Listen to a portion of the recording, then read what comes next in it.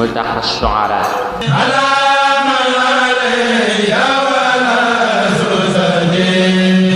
nanu xoosi daa soti ay xalim fa sa way sëriñ bi waral ñu am sunu jàmm ji mu di Sayxuna. kañu tee torox tukki andi ab sëricam bu rëy ka fi dondu maami Huseynu way ko de màgg na. la mu andi moo di sunuy njariñ nanu koy waggar ku ko jàpp raw ku ko bàyyi koo kële réeri na.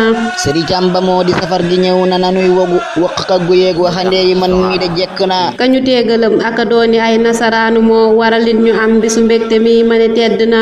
ku ko fonk jiitu sa maas gi waaye ku saggane danga des ginnaaw ku ci farluwul kooko suufe na. bu nu réere Ahmadu Bamba ak la di ay bëggam mu di jëf ndigal te di jaamu buur bi di rabbana. te bëggam nga mooy bëggu yàlla ak bëggu yónnenam moo di alxuraan ak sunnan den ndam la fàdduna. aka dëggaloon te musul di mooy aka selli jëf.